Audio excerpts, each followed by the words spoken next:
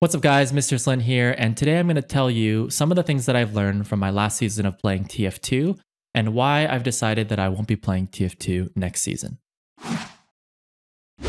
So I want to start by answering the question of why am I making this video? And I thought about it a lot, and I'm making this video for you, but also I'm making this video for me. See, I stream pretty frequently and I make a lot of YouTube videos, and so people are naturally going to ask me this question of, hey, what happened last season and was it fun? And also, are you going to play next season and what are your plans? So I want to put together this video that can kind of explain that to you and let you know what my plans are, so I can be transparent and let you know, and so that way there's no misunderstanding or misexpectation there. A lot of you guys are commenting on my videos, posting in my chat, or also participating in my Discord, and I want you to know exactly what's going on. The other thing though is that I've taken breaks from TF2 before, and sometimes I forget what I've learned. You know what I mean? It's kind of weird, but I'll play a lot of TF2, get really excited about it, then get burnt out and quit, and then 2 years will go by, and then I'll be like, TF2 is really fun. Why did I quit again? And it's great to have a video like this for me to look back on and say, yes, that's what I learned. That's why I quit.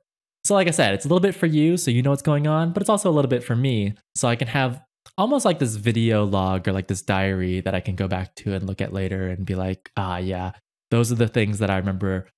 I don't have to keep it in my head, but I'm just going to put it out there, and hopefully you guys can learn something from it too. So the reason why I quit came down to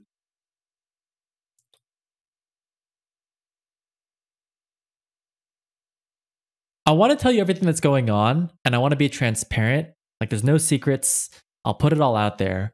But at the same time, I have these 5 other really cool people that I played a season of TF2 with, and I don't want to make them look bad. I don't want them to feel bad. And yeah, it's a delicate situation. So I'll lay it out there for you, but just know that I'm trying to be fair to everybody here, because it's just a really tough situation when I'm taking things that are private and kind of putting it out there. But like I said, I believe you guys have a right to know it, and hopefully you can learn something from it. So the 3 reasons I decided not to play next season: 1, I had a really difficult time juggling TF2 alongside all the other things in my life. 2, I had some really positive experiences with the team, but I also had some negative experiences, and I'll go into what some of those were. And 3, there's an opportunity cost to playing TF2, and there's other things that I want to do with my time.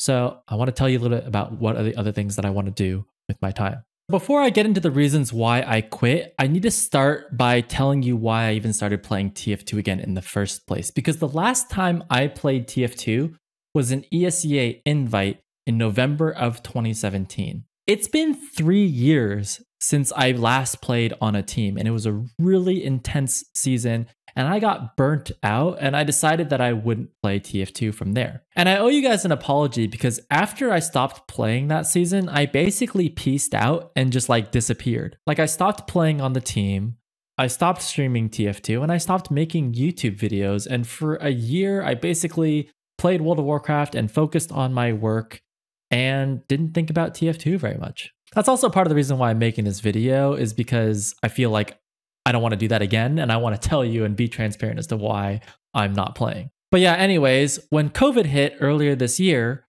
I was just like you guys, kind of sitting at home a lot, and I was playing a lot of TF2 and kind of streaming again and making TF2 videos again. And that got me really energized. And as I was playing so much TF2, I thought to myself, it would be really fun if I started playing on a team again, because I'm just stuck inside a lot. I have the time to do it, and it would make for some good content for my stream and for my YouTube channel. That ended up not working out the way that I wanted it to, because I thought, instead of playing all this time pugging and streaming that, I'm just going to stream my scrims instead. But when I joined the team that I joined, everyone was super cool and super try hard, and it was going to be a great opportunity for me to get better at the game. But we all agreed that I probably shouldn't stream the scrims. I probably shouldn't make videos about it. And so I had to make up that time elsewhere. So what I ended up doing was, in addition to streaming and making videos from around 10 p.m. till 2 a.m., I was also scrimming from about 7 p.m. till 9 p.m. So I basically signed up for way more TF2 than I thought I was going to, because where I was playing like 3 or 4 hours of TF2 every day before, after I joined the team, I was playing closer to like 5 or 6 hours of TF2 every day, which is a lot considering I have a full-time job. And that time didn't come for free. Like, I ended up taking that time from other places in my life, and I kind of regret doing that. Like, it was so stressful for me. I was working from 9 a.m. till 7 p.m. I would like rush to get off work because my scrim started at 7 p.m.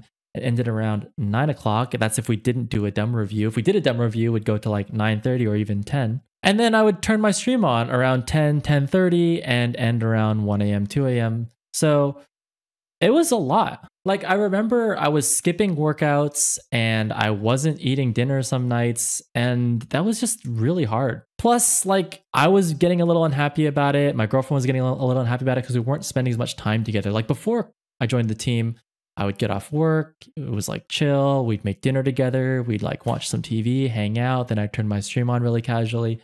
But with playing on a team, you know, I wanted to be committed to it, and I was committed to it. And that's why it took some time from those places of my life. And so after playing with the team for the last 3 months, I realized that I can't have that going on forever. Like, I need to have those other things in my life. So if it came like from, hey, working out, spending time with your girlfriend and being healthy versus playing on a TF2 team, then I'm going to choose the former for sure. The second reason I quit was because of the team environment. Going into this season, I was really excited to play TF2 with these guys. It was a great mix of a couple experienced players who are really good at the game, as well as these up-and-coming players who played Div 2 together last season.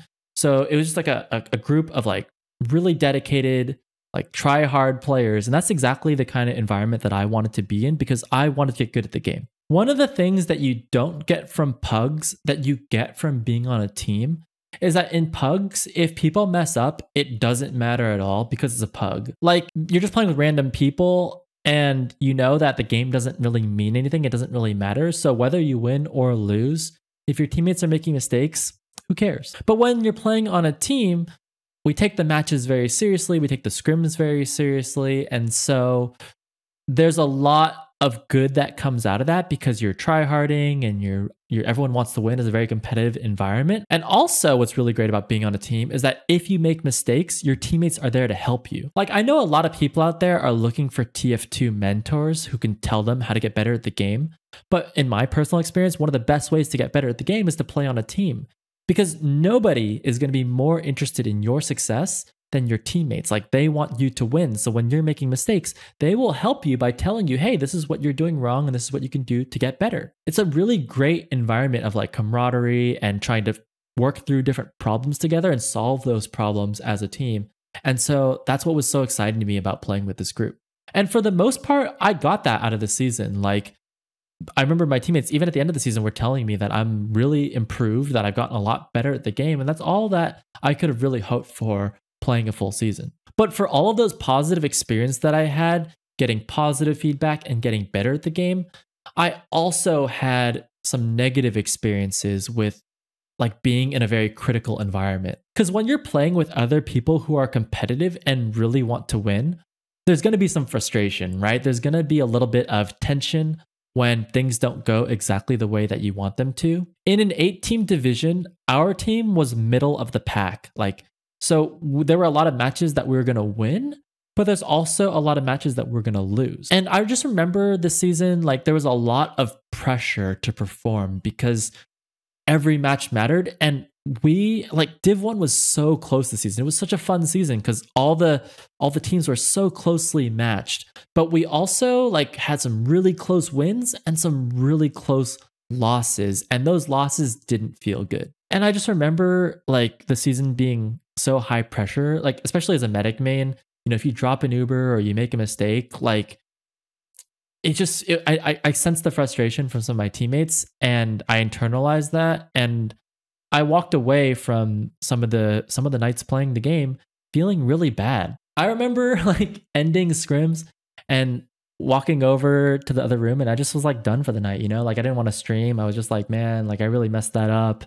And I just felt really bad about it. And so, yeah, so the season went on. And like I said, I was having some of these negative experiences, but I was also asking myself, like, why? Like, if I'm going to get off a really stressful day of work and play video games for fun, I should have a fun time, right? Like, I feel like I shouldn't have to walk away from a night of video games feeling bad about myself. But that's what I was getting. Like, some of the criticism that I was getting and like some of the environment that I was in just kind of made me feel really bad. And I could only take so much of that before, like, near the end of the season, I was just like, man, like, I can't really do this anymore. Okay, so to recap, I was having a tough time juggling TF2 and playing on a team with all the other stuff in my life. And then I was walking away from the actual TF2 itself, kind of feeling bad. So the third piece of this is like the other things that I could be doing with my time. As I mentioned, I was playing a lot of TF2. When you're playing a lot of TF2, you're going to start feeling burnt out. The definition of burnout is when you're putting more in than you're getting out.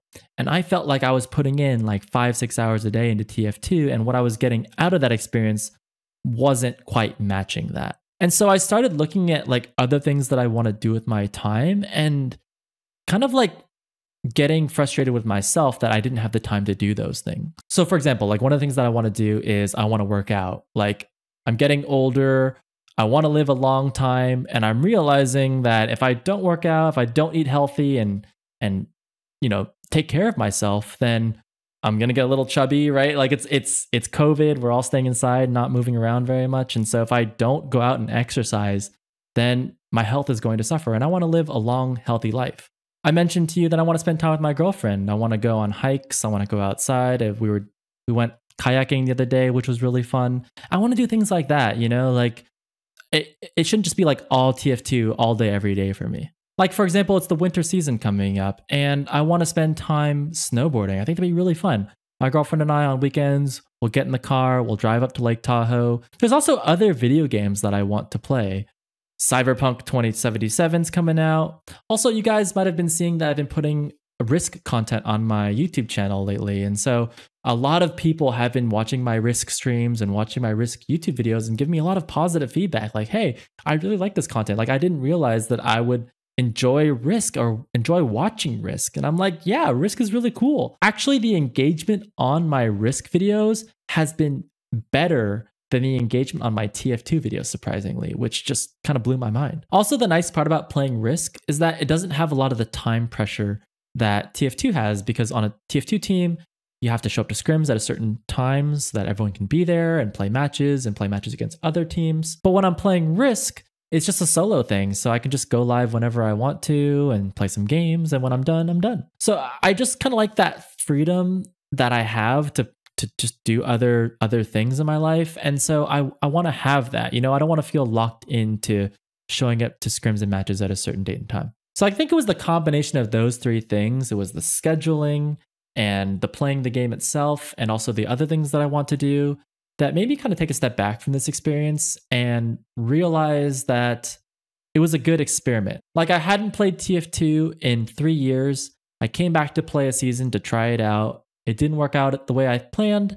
And so, you know, so be it. But I'm really glad that I had this experience.